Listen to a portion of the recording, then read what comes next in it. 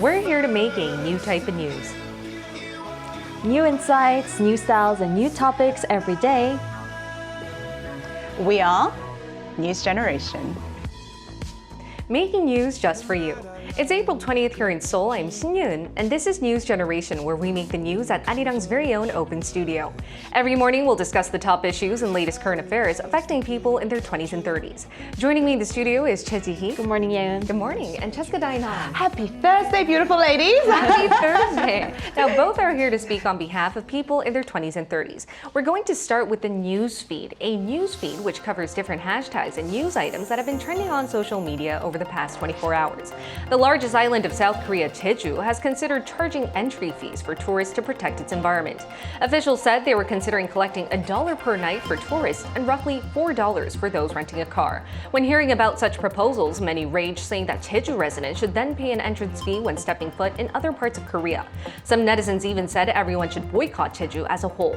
Now, moving on, there's been an online post that many in Korea could deeply relate to.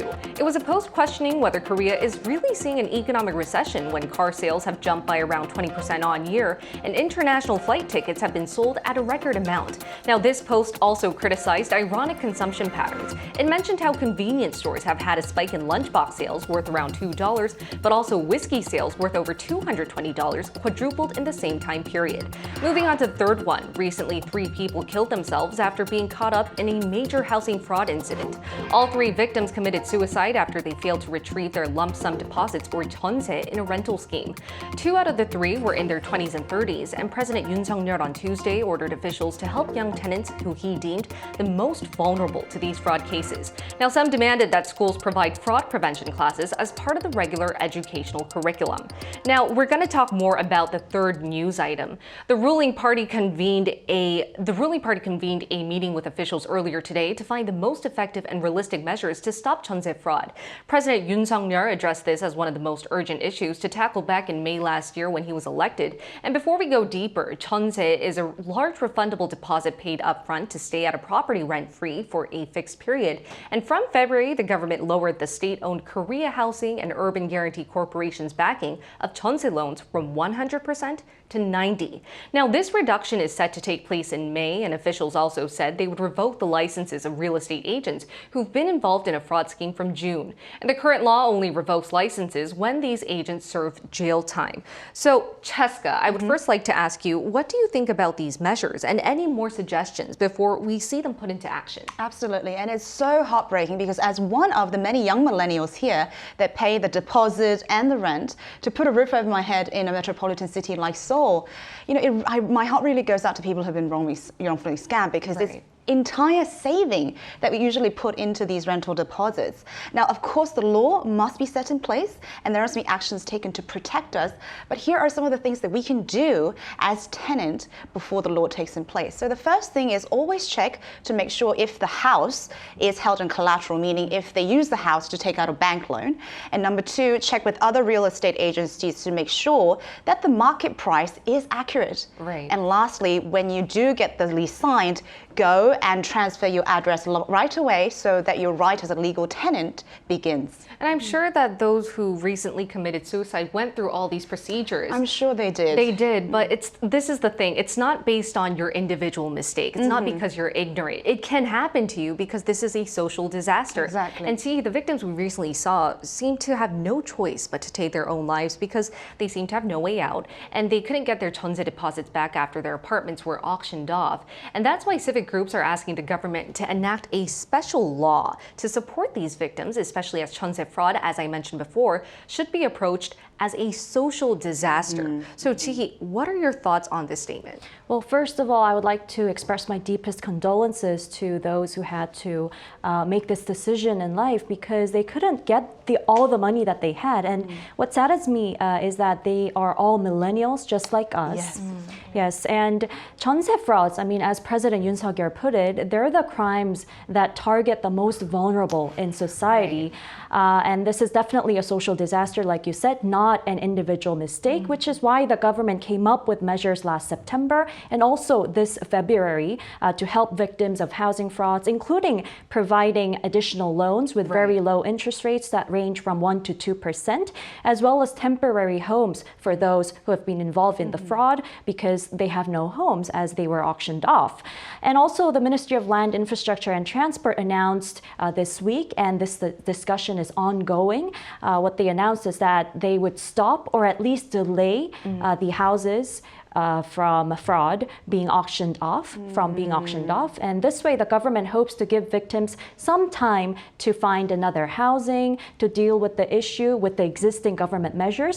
But as you can assume, these measures, they're not fundamental solutions, but they're only temporary fixes to the problem, which is why I hope that the banking industry, as well as the financial regulators, they cooperate to really join hands and develop optimal ways to solve this issue fundamentally, so that we can make sure that they can protect their lump sum money. For sure. Yes. And that's why we're already seeing a task force of officials come together and hear what the problems are and how they could fundamentally fix this. Now, we're now going to find out what we'll be talking about today. Take a look at the screen to find out more. April 20th is Disabled Persons Day in Korea. The day was created in 1981 to raise public awareness about people with disabilities and to promote their rehabilitation. But how far has South Korea come with this goal? We're still seeing advocacy groups for disabled people clash with police and Seoul Metro as they're demanding that the government increases spending on access and mobility for them. All they ask is for better infrastructure because it's so hard to do daily tasks, such as simply riding the subway or bus. Awareness and anti-discrimination-wise, we still have a far way to go. There's still a lot of social stigma and prejudice about what disabled people are able to do. Which brings us to today's discussion questions. 1. How far has Korea come in raising awareness about people with disabilities and promoting their rehabilitation? 2. Compared to the older generations, how are young people perceiving, treating people with disabilities? 3. How can the new generation promote better awareness toward those with disabilities?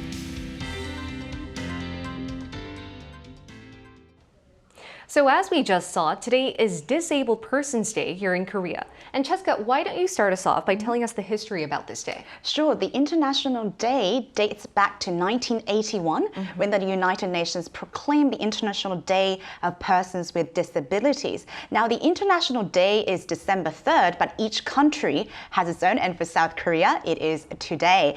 And for South Korea, it is a day to promote, raise awareness, and educate the public to mobilize support and inclusion of disabled, and also to celebrate the achievements of humanity.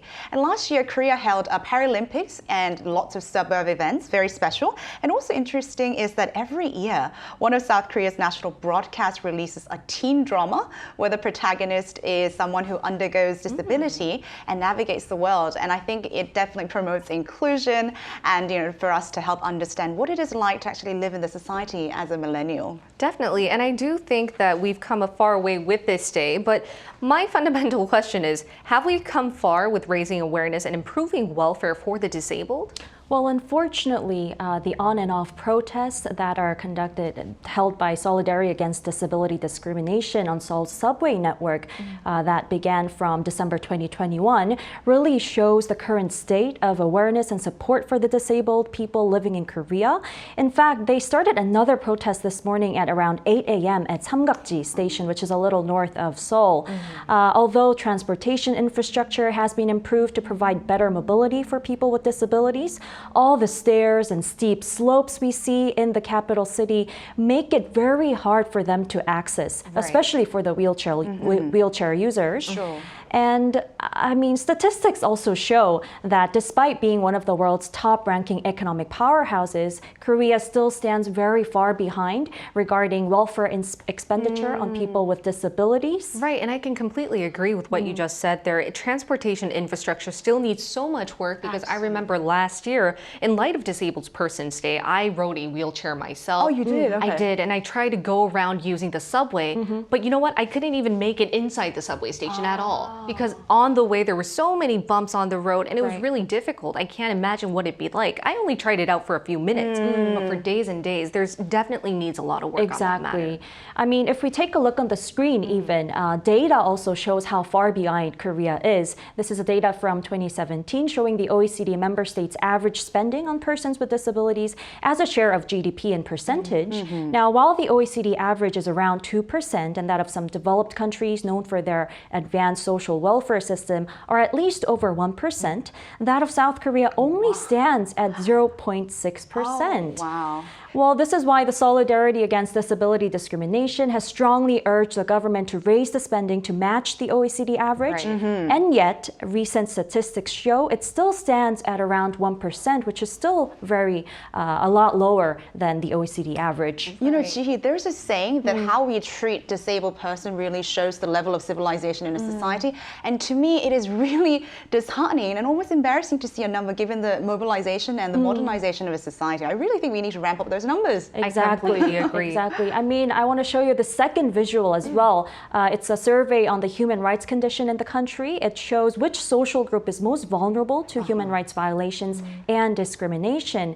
So after the poor accounting for the most, people with disabilities rank second, followed by immigrants. But to make things worse, according to Korea's Disabled People's Development Institute, the average income level of people with disabilities falls within the bottom 49 percentile of the average income of the total population, Right. which means that they get discriminated the most, but they're also one of the poorest people living in the country. There definitely needs to be more efforts, for instance, vocational training and programs that help these disabled people. But I also think it's raising awareness among the general public too, Absolutely, right? yes. We need to learn how to use disability-friendly terms, changing our attitudes. Education. Exactly, and I think a lot of millennials like ourselves are aware, but why don't you explain a bit more? How do other young millennials perceive people with disabilities? Sure, absolutely. I think Mackenzie summed it perfectly in this one word.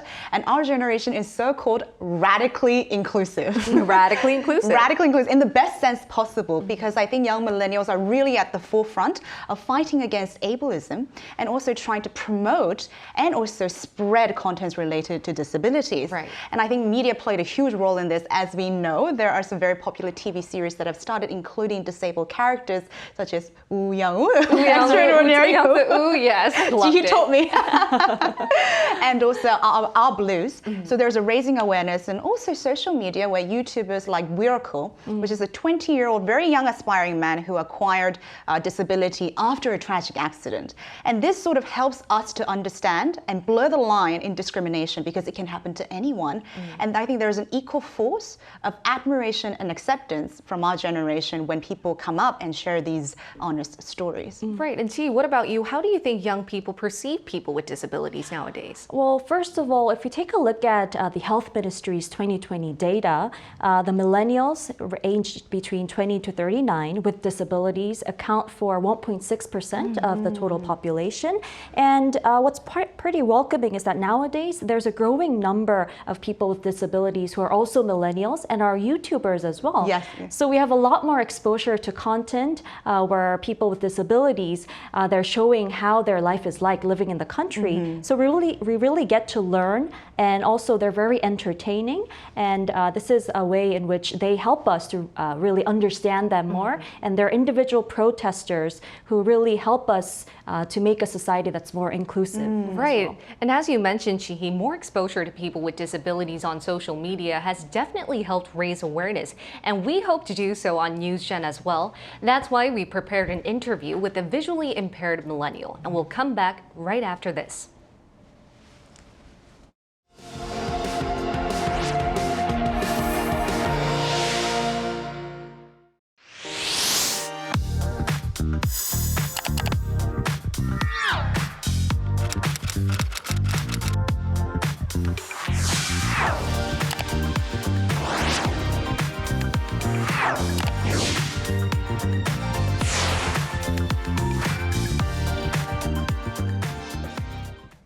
So we're now going to hear from Han Hye-kyung, who is visually impaired and would like to share the struggles she's been through, but more importantly, how she has overcome them and what she thinks is needed for other disabled people to do the same. She's now working as a disability awareness instructor, helping students better understand what's it like living as a disabled person in Korea. Welcome, Hye-kyung.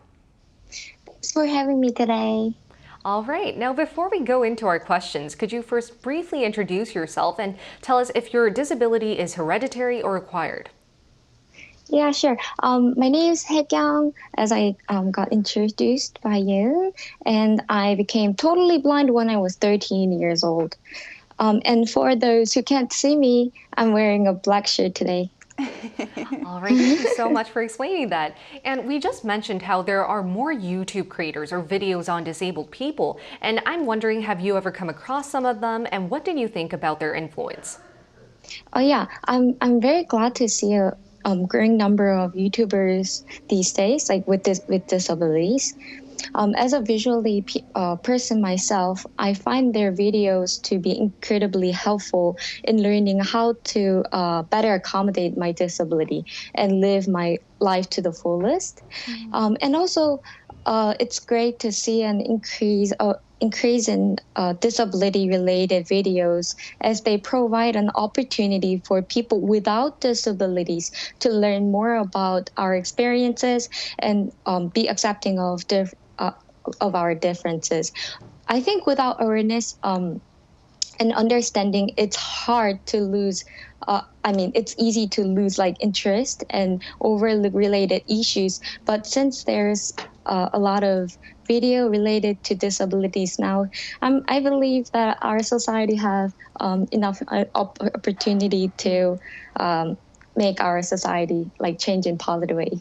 Definitely. I think it gives people a glimpse into the lives of what people with disabilities have to go through on a daily basis. And Sihi, I'm also aware that you saw some of these videos too, right? I did too. They were very educational and entertaining, and I'm really glad that many of them are taking advantage of this platform, because it makes it more accessible for us too, to really get to know and hear your lives as well. And Hye-kyung, we hear you teach people how to better understand and put themselves in the shoes of a disabled person. Now, can you tell us more about what you do?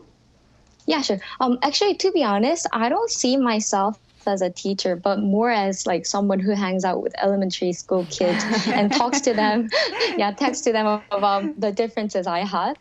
The kids usually ask me how I can manage to do things when I can't see anything. Sometimes it's tough to explain things by talking, so we do some activities instead. For example, I ask them to close their eyes and write their name 3 times on a piece of paper, and then draw a smiley face next to it. When they finish, I tell them to open their eyes and see what they've done. The kids usually get very proud of themselves because they think they did much better than what they could do.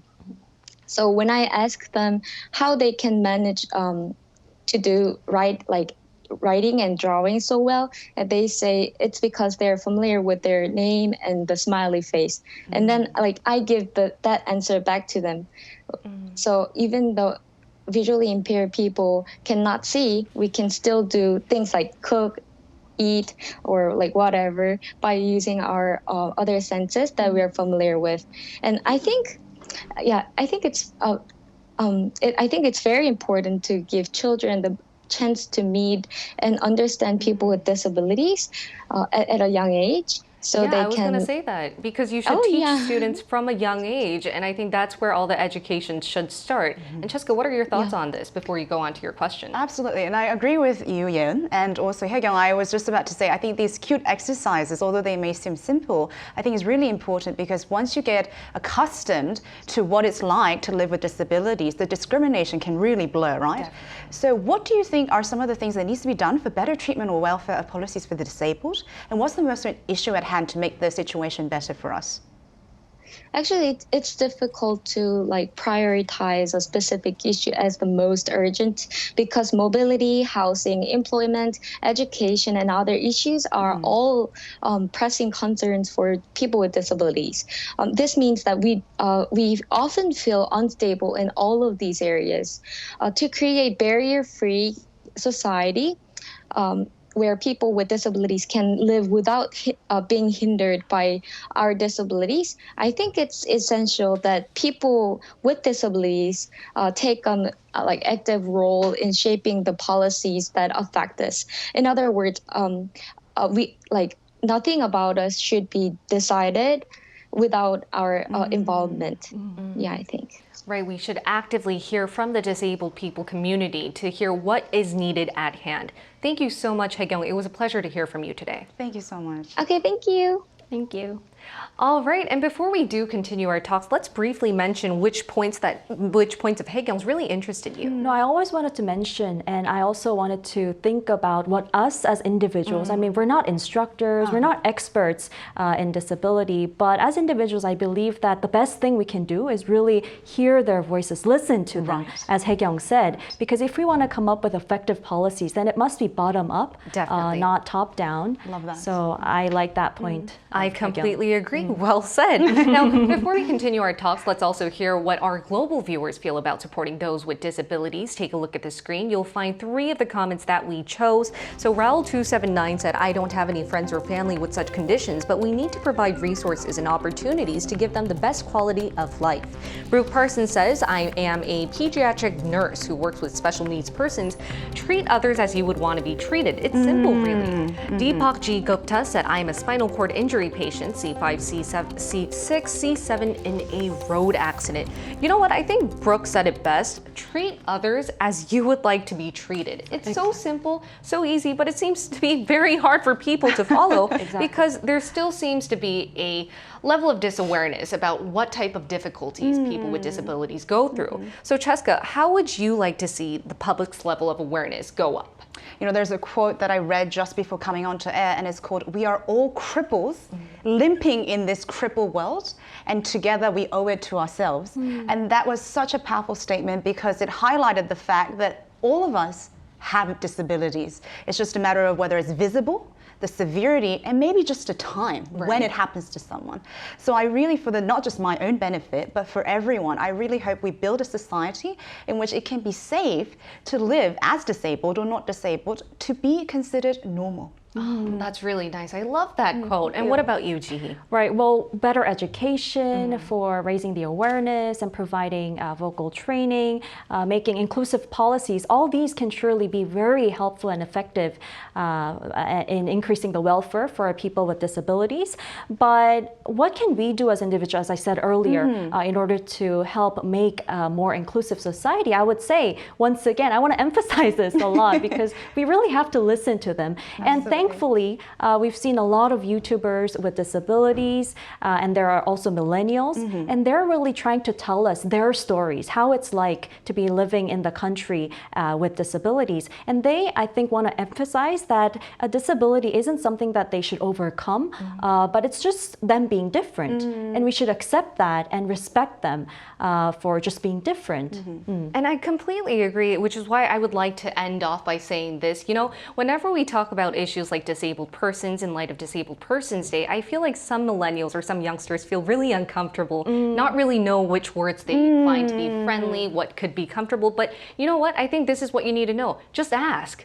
Ask about it, because all these people are just regular people, ordinary people that you could easily have a conversation to.